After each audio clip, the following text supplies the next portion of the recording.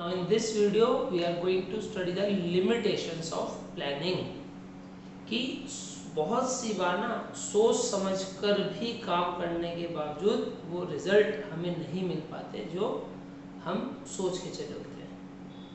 ठीक है, तो यहाँ कुछ हम डिस्कस करने वाले हैं लिमिटेशंस की। सोचने समझने में कभी कभी दिक्कतें परेशानियाँ क्या आ जाती हैं। So the very first limitation is planning leads to rigidity. Rigid का मतलब होता है fix, which can not be change. अब प्लानिंग एम्प्लॉयज को कैसे रिजिड बनाता है, सुनिएगा। जो टॉप लेवल के लोग होते हैं, मैनेजर्स, वो एम्प्लॉयज के लिए, लोअर लेवल के लिए प्लान बनाते हैं और हर एक एम्प्लॉय को वही प्लान फॉलो करने होते हैं, इवन दो अगर उन्हें कुछ अच्छा भी तरीका पता चला बाद में तो उसे इम्प्लीमेंट नहीं कर सकते।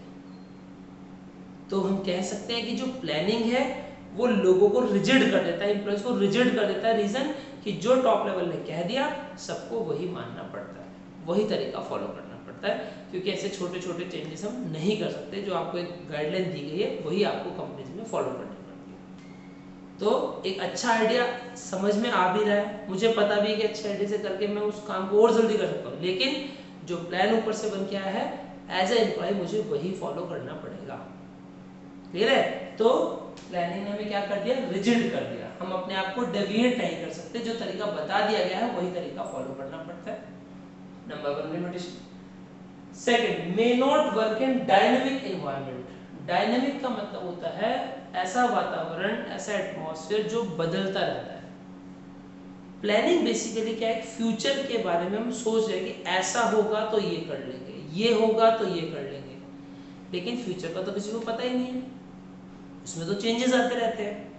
तो जिन बिजनेस में बहुत तेजी से बदलाव आते हैं वहां प्लानिंग का कोई फायदा नहीं। फॉर एग्जांपल शेयर मार्केट, आपको ये नहीं पता कि आज इस कंपनी के शेयर अप जा रहे हैं, कल डाउन जाएंगे, तो प्लानिंग सब फेल हो जाती है जब अप्स एंड डाउन दिखते हैं। तो जिन बिजनेसेस में डायनामिज्म होता है, जो बिजनेस बहुत तेजी से फ्लक्चुएट करते हैं, वहां प्लानिंग करना बेकार है।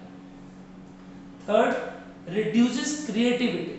क्रिएटिविटी का मतलब है किसी भी काम को करने का एक और बेहतरीन तरीका, एक और क्रिएटिव तरीका, नया तरीका। लेकिन प्लानिंग ने तो हमें रिजिड कर दिया।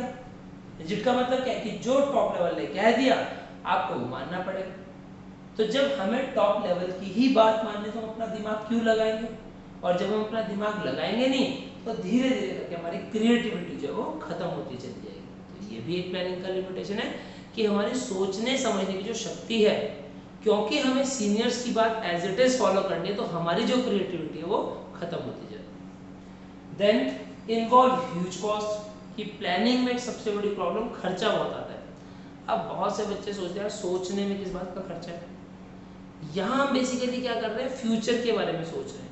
अब फ्यूचर में नहीं बैठे बैठे सोचते हाँ हम ये कर लेंगे, उसके लिए कंपनी को रिसर्च करनी पड़ती है। एक कंपनी का अलग डिपार्टमेंट होता है R&D, research and development department, और उस रिसर्च एंड डेवलपमेंट डिपार्टमेंट का खर्चा सबसे ज़्यादा होता है। रीज़न बिहाइंड इट कि फ्यूचर में और नया क्या प्रेजेंट किया जाए, और नया क्या लेके आए। और बहुत सी बार ऐसा होता है कि हमने पूरी प्लानिंग करी, कोई चीज़ बना के तैयार करने की, लास्ट मोमेंट पे देखिए पता चला प्लान हमारा वो सक्सेसफुली नहीं हो सकता। तो इन सब पे जो खर्चा आता है कि बोर्ड मीटिंग करा रहे हैं, एक्सपर्ट्स बुला रहे हैं, कोई विदेशों से लोग आ रहे हैं, उनको हमें पेमेंट करनी पड़ेगी, आकर डिस्कशन करेंगे चले जाएंगे, और ये भी नहीं पता कि उनके डिस्कशन फ्रूटफुल रहेंगे नहीं रहेंगे, क्या पता उससे कोई आउटकम आए या ना भी आए। ना आए डेट इज़ ए लिमिटेशन, कि हमने बोर्ड मीटिंग भी करी, लोगों से एडवाइस भी ली, लेकिन मजा नहीं। बहुत से होता है ना कि हाँ आपको कोई प्रॉब्लम होती है, आप दूसरों से पूछते हैं ऐसे करो ऐसा करो ये करो, एक्सपर्ट से पूछते हो, ठीक है, और एक्सपर्ट के बताने के बाद भी मन नहीं मानता कि नहीं यार ये नहीं करना। तो वहाँ पे कहीं ना कहीं प्लानिंग आपका कुछ कॉस्ट में लग जाता है कि हमने उनको पेमेंट भी कर दी, अब उनकी बात भी नहीं सुनी, एक्सपर्ट से एडवाइस भी ले ली, उसको उसके बदले में पेमेंट भी चली जा चुकी है, रिसर्च वालों ने रिसर्च भी कर दी, उनके ऊपर भी खर्चा हो चुका है, उसके बावजूद भी हम वो बात नहीं मान रहे। उस केस में प्लानिंग आपका खर्चा इन्वॉल्व करता है, तो ये भी एक लिमिटेशन होता है। Then it is a time consuming process. Time consuming का मतलब है कि काम सोचने में समय लगता है ना, और समय से कीमती कुछ होता नहीं है। एक बार जो टाइम चला गया वो वापस नहीं ला सकते। तो सबसे कीमती चीज़ आपकी किसमें है, समय, और समय में ही आपका बेसिकली प्लान है। प्लानिंग हम जितनी ज़्यादा सोच विचार के करेंगे समय उतना ही ज़्यादा लगता जाएगा। और कभी कभी होता है कि बहुत सोचा और निकला कुछ भी नहीं, आउटकम कुछ भी नहीं आया, तो वहाँ पे प्लानिंग एक टाइम कंज्यूम प्रोसेस बन जाता है कि हमने टाइम भी कंज्यूम किया, इतना सोचा भी ऐसा करेंगे वैसा करेंगे। बहुत से होता है कि हाँ भाई हम टीचर्स डे में ऐसा करेंगे, ये फंक्शन वो पता चला कि भाई टीचर्स डे पर कैंसिल होगा, तो आपके सोचने समझने का फायदा क्या हुआ, समय बर्बाद हुआ ना। तो that is a time consume process. And finally कोई भी प्लानर, जैसे बहुत सारा भविष्यवाणी पंडित जी कहते थे हमारा हाथ देख दो क्या लिखा है इसमें, कहाँ जाएंगे, क्या होगा हमारे भविष्य में। पंडित लोग भी भविष्यवाणी करते हैं लेकिन गारंटी नहीं देते कि ऐसा ही हो जाएगा, ऐसा कोई नहीं है। हाँ आपके साथ ऐसा हो सकता है ना, क्वेश्चन मार्क होता है कि वो बता रहे हैं लेकिन कंफर्म नहीं है कैसे होगा। इसी तरीके से planning does not guarantee success, कि आप अच्छा प्लान कर रहे हो इसका ये मतलब नहीं है कि आपको सक्सेस मिलेगी ही मिलेगी।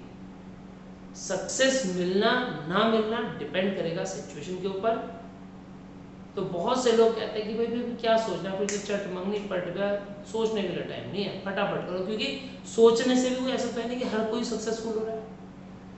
बहुत से लोग जो सक्सेस हासिल नहीं करते अच्छे प्लान होने के बाद, जो बहुत से बच्चे होते हैं पूरा साल पढ़े मेहनत करिए करा, रिजल्ट फेल हो गया, तो फिर वो प्लानिंग का फायदा है, देखी जाएगी जो होगा। फिर वो लोग जिनको सक्सेस नहीं मिलती उनका मानना क्या है कि भाई सोचना समझना भी व्यर्थ है, कोई ऐसा नहीं है कि आप सोच के चलोगे तो सक्सेस मिलेगी मिलेगी। तो उस पॉइंट ऑफ व्यू से प्लानिंग कोई सक्सेस को गारंटी नहीं करता, ये भी एक लिमिटेशन बन जाती है। So this covers your complete topic of limitation of planning.